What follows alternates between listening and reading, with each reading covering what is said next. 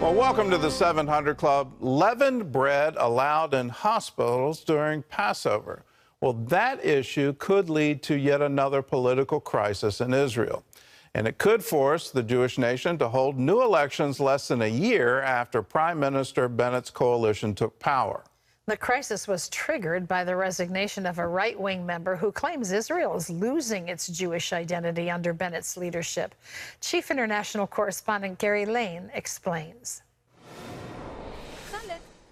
Edith Silman's issue is over the health minister's ruling allowing leavened bread into hospitals during Passover. Opposition leader and former Prime Minister Benjamin Netanyahu applauded the move. Edith, you proved that what guides you is the concern for the Jewish identity of the State of Israel, the concern for the land of Israel, and I welcome you back home to the nationalist camp. Silman's departure raises the possibility of new elections less than a year after the government took office. While Bennett still remains in power, the loss means he now oversees a Knesset that stands at 60-60. That makes for a dysfunctional government and once again puts Israel's political future in doubt. There's definitely numerous scenarios that can take place. It doesn't necessarily mean that Netanyahu can race back into power and form a government. Netanyahu does not have 61 members supporting him. Still, as Trayman points out, it could create an opportunity. This might be the first crack in what could be several others that could lead either to a right-wing government being formed without elections or a new election. And polls do show that Netanyahu would soar in a new election and would win more than double the number of votes than any other party, and that more Israelis want him to be the prime minister than any other candidate. The next few days may determine if the Bennett coalition stays together or Israel may once again face new elections. Gary Lane, CBN News. Well, if you think our politics is complicated, Israeli politics takes it to a whole nother level. They have so many major parties. New parties seem to form overnight, new coalitions forming. So will we see new elections? My prediction is probably so. A lot of it has to do with Bennett's coalition, where he had to put together some pretty opposite groups, where they're sort of secular Jewish members of the Knesset who are part of that coalition, as well as Arab members, Arab Muslim members of that coalition. So how do you keep that together for a long-term government? Good luck with that. So we'll likely see new elections very soon in Israel. In other news, new opposition to the Iran nuclear deal is now coming from within the president's own party. John Jessup has more on that story from our CBN News Bureau in Washington. John? Thanks, Gordon. Some Democrats have joined Republicans opposing a bid to remove Iran's Revolutionary Guard from the U.S. terrorist list. It's seen as the last major issue standing in the way of a deal. America has always done what's best when we work together with our allies to fight terror, protect our citizens, and stand up for democracy. If Iran has proven anything, it's that they can't be trusted. Together, we must address the threat of a nuclear-armed Iran and stand up to their terrorist activities against the U.S. and our allies. New Jersey Democrat Josh Gottheimer warned that Iran and its proxy terror groups like Hamas target Americans abroad and our allies. Well, heated debate in Congress yesterday over who's to blame for high gas prices. Some lawmakers accuse oil companies of gouging the public. Others blame the president's policies. As CBN's Brody Carter explains, consumers just want prices to go down. One analyst tells me that even though it may not feel like it, we're entering our third week of declining gas prices. The current national average is about $4.16 per gallon. That's down about 19 cents from recent highs. The day Joe Biden took the oath of office, the average retail price of gasoline was $2.38 a gallon. Today, it's $4.16 a gallon.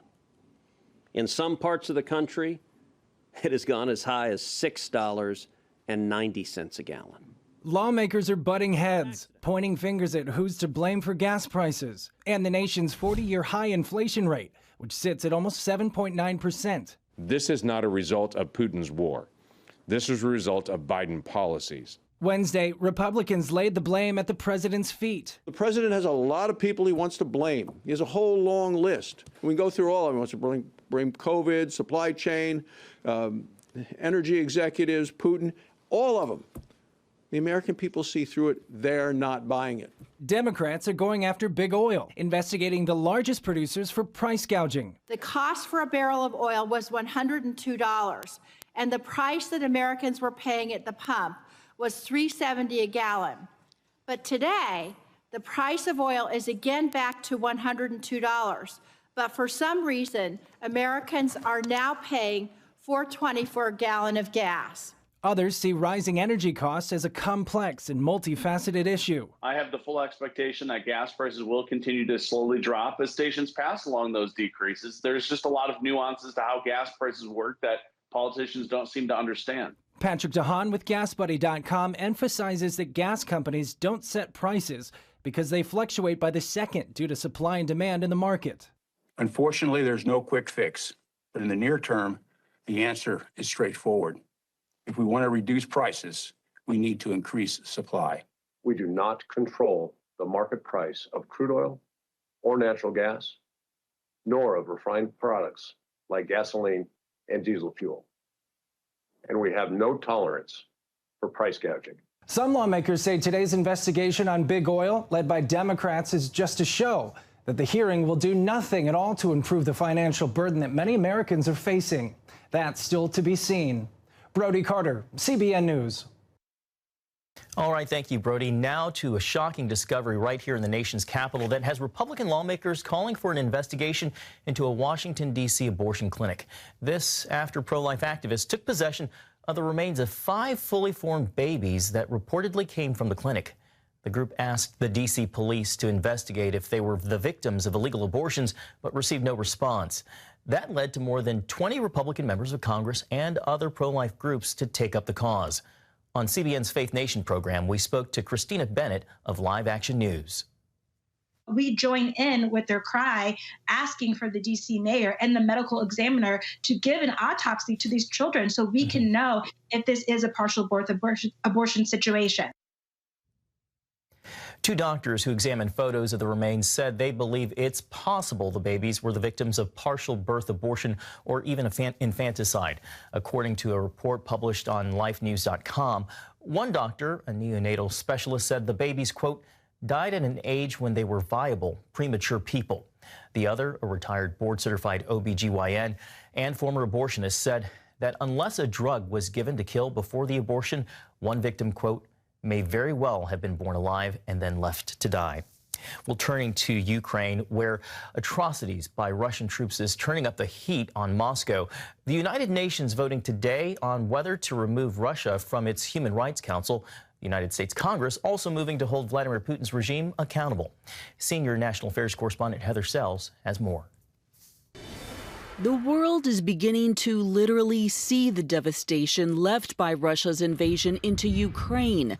The port city of Mariupol is in ruins, with Russian shelling destroying 90% of its infrastructure and leaving 5,000 people dead.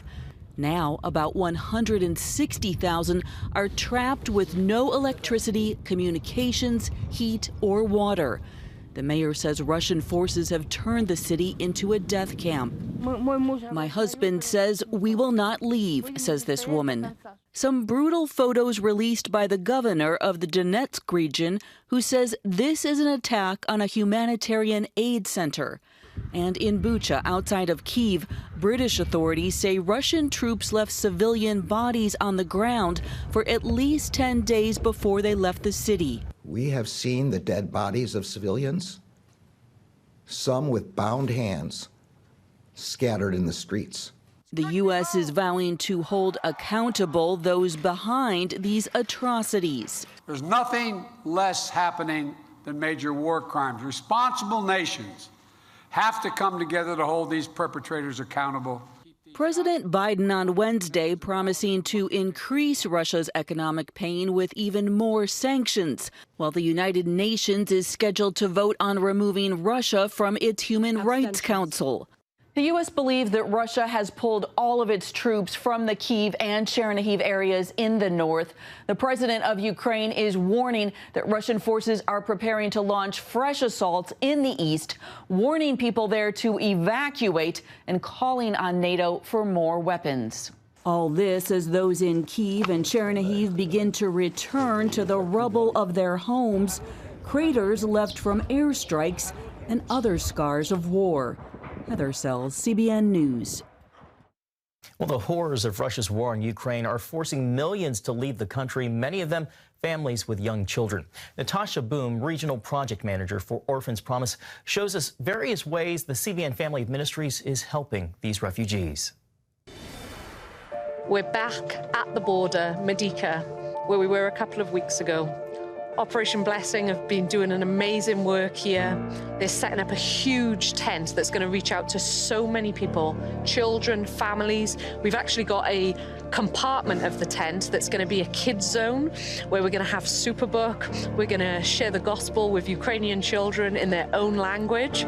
We're going to be able to feed them, provide hot drinks, provide blankets and warmth. We're going to be able to be the hands and feet of Jesus to these people as they step across the border. There are still lots of refugees coming over, busloads, young children, babies, toddlers, mothers. It hasn't stopped. It hasn't slowed down. The refugees are still on the other side of the border, needing to come over. The amazing thing is that we're set up as Operation Blessing, Orphans Promise, CBN's family of ministries across the Polish border. We have Orphans Promise projects in Rzeszów, in Warsaw. We have centres that are able to receive refugees, house refugees. The numbers of people that we're able to help is increasing every day. Thank you so much for all of your support. It is incredible, and we would not be able to be here if it wasn't for you. So thank you. And amazing work being done. Gordon? Well, that thank you goes from those refugee camps on the border of Poland right to your home if you're part of the Operation Blessing Disaster Relief Fund. If you're not part of it, I invite you to join right now and say, yes, I want to give. I want to help those in need. You're seeing the devastation. You're seeing the reason why there are over 6 million displaced persons, the number of refugees crossing the border, over 3 million now. They are leaving with nothing. They have no way of making an income. They were not able to bring things with them. They need help, and we want to be there in your name. So if you want to be a part of it, give us a call. 1-800-700-7000. Just say, I want to give to the Operation Blessing Disaster Relief Fund. You can write to us at CBN Center, Virginia Beach, Virginia, 23463, or you can text OB Crisis to 71777, or you can go to cbn.com. There's a place on the giving page where you can designate to the Operation Blessing Disaster Relief Fund. Either way, do it right now. 1-800-700-7000.